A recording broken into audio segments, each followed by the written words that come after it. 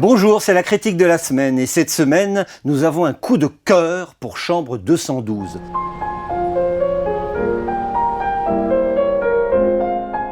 Depuis quand, dis-moi, ta sexualité est devenue une activité extra-conjugale? C'est la loi des couples qui dure. Personne n'y échappe. Sauf que moi, je t'ai jamais trompé en 25 ans. Richard! Richard! Parce que c'est un film plein de surprises, de coups de théâtre, de glissements d'un niveau de narration à un autre, entre réalité, fantasme et souvenir, comme une séance chez un psy où l'on n'oublierait pas de rire. Parce que c'est un film d'amour, comme toujours, soit dit en passant, lorsque Christophe Honoré est à la barre. Un film d'amour qui se penche sur le temps qui passe, sur les compromis et les renoncements, mais aussi sur les brûlures, parfois délicieuses, que provoquent les rapprochements entre deux êtres. Parce que c'est un film qui nous fait aimer le cinéma, l'aimer à la folie. Christophe Honoré jonglant malicieusement avec les genres, avec les codes, avec les références, adressant force clin d'œil à certains cinéastes qui ne nous sont pas indifférents, Sacha Guitry, Woody Allen, Bertrand Blier. Mais Richard, comment tu peux être aussi jeune? Je suis en train de perdre ma tête. À quel moment tu m'as prévenu que t'allais te comporter aussi salement une fois devenue vieille? Je suis fou d'inquiétude là, tu t'en rends compte? On ne dira jamais le mal que peut faire un téléphone portable. Il suffit que l'appareil soit posé où il ne devrait pas l'être et qu'un texto malencontreux surgisse à un moment où il n'aurait pas dû pour provoquer un drame. En l'occurrence, madame est prise la main dans le sac et monsieur ne peut que prendre acte du fait qu'il est cocu. À l'ère numérique, plus besoin de placard, mais le vaudeville conserve ses droits. Dès lors, madame prend ses clics et ses claques et déserte le foyer conjugal. Oh, elle va pas très loin, puisqu'elle se trouve un logement dans l'hôtel de l'autre côté de la rue. Depuis sa fenêtre, elle a le loisir d'observer son mari fulminé et tourner en rond. Mais notre héroïne n'est pas simple spectatrice de sa vie en train de se défaire. Elle reçoit des visites. Une visite de sa conscience qui se prend pour Charles Aznavour, allez savoir pourquoi. Une visite de celle qui était le professeur de piano de son mari quand ils se sont rencontrés. Une femme pleine de charme et d'allant qui regrette amèrement que sa relation avec son élève n'ait pas été plus profonde et plus durable. Vous voyez ce que je veux dire? Pourquoi avoir réveillé le passé? Maria. C'est qui? Richard vous a jamais parlé de sa professeure de piano? Et surtout une visite de son mari à l'âge où son cœur battait la chamade. Un jeune homme fougueux et pétillant. Richard. Autant te dire que je désapprouve totalement ton attitude. C'est dégueulasse ce que t'es en train de me faire. Ce qui amène évidemment à s'interroger sur ce que sont devenus cette fougue et ce pétillant au cours des années.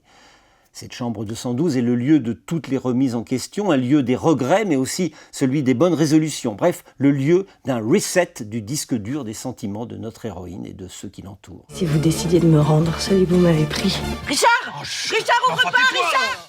Nous ne baignons pas dans le réalisme, on l'aura compris, il émane du film une certaine théâtralité assumée et ludique qui évoque à plus d'une reprise ce que nous proposait Resnais dans ses dernières œuvres. Mais Chambre 212 est aussi une ode à un certain cinéma qui se faisait en studio et dont les décors ne prétendaient aucunement être le reflet fidèle de la réalité. Une réalité ici d'autant plus discutable que tout ce que nous découvrons est une construction de l'esprit. Alors, petit résumé de votre situation. Vous venez de pousser dans les bras de votre vieux mari son amour de jeunesse et vous en profitez pour coucher avec ce même mari, mais à l'âge qu'il avait lorsque vous l'avez rencontré. Ce n'est pas une découverte. Personne n'a jamais considéré Christophe Honoré comme un adepte de Piala et de son obsession de ne rien travestir de ce qui se trame entre les personnages, quitte à rudoyer les comédiens qui leur prêtent vie. Ici, à l'inverse, nous savons d'entrée de jeu que nous sommes dans la représentation. Nous sommes au spectacle. Mais l'art a-t-il une autre fonction que d'être une synthèse personnalisée de nos émotions ? Christophe Honoré s'amuse et nous amuse. Il prend un plaisir évident à tirer son film dans des directions diverses, comme un Rubik's Cube cinématographique dont il n'importe au fond pas tant que cela que chaque face soit unicolore. Parce que je m'autorise une fois un écart. Maria, nous avons la liste de tous vos écarts. Mais il titille en même temps notre palpitant. Au fond, tous ces films parlent d'amour, d'un amour incandescent, d'un amour qui nous irrigue et nous fait dépérir. Mais il le fait à chaque fois sous une forme différente. Son film précédent, Plaire, aimer et courir vite, revenait de façon relativement naturaliste, sur les années sida à travers la relation tempétueuse entre deux hommes. Comment ça, vous avez la liste? Alors qui est qui déjà? Pierre, le cousin. Mais qui couche encore avec ses cousins après 14 ans? Bah, tout le monde, hein. Auparavant, il nous avait gratifié de plusieurs adaptations, parfois inattendues, de livres du répertoire, d'Ovide à Madame de Lafayette en passant par la comtesse de Ségur. ce qui n'empêche pas d'être moderne, mieux, intemporel, qui parvient à reprendre l'héritage de Truffaut ou de Demy pour le barioler aux couleurs d'aujourd'hui. Dans la chambre 212, ça évoque rien pour toi? Article 212 du Code civil, les époux se doivent mutuellement respect, fidélité, secours, assistance. Les chambres 212 adressent plus d'un clin d'œil aux cinéastes qui sont d'ailleurs cités au générique en guise de remerciement.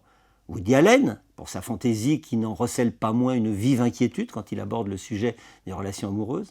Sacha Guitry, dont la parole nous enveloppe, nous éblouit, nous manipule.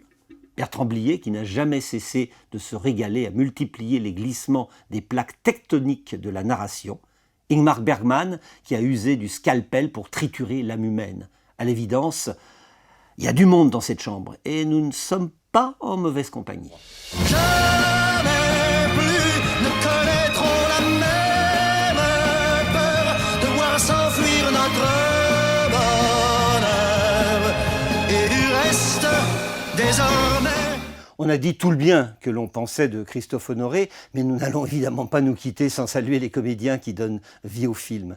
Chiara Mastroianni, bien sûr, qui retrouve le réalisateur pour la 6e fois, après Les chansons d'amour, La belle personne, Non ma fille, tu n'iras pas danser, L'homme du bain et Les bien-aimés. Dans Chambre 212, son mari est Benjamin Biolay. Benjamin et Chiara étaient mariés-femmes à la ville, comme on dit, il y a encore quelques années. Ce qui, bien évidemment, instaure une dimension supplémentaire dans le millefeuille narratif, et il n'est pas interdit de penser que les comédiens s'approchent un peu plus près que d'ordinaire des sentiments que leurs personnages expriment.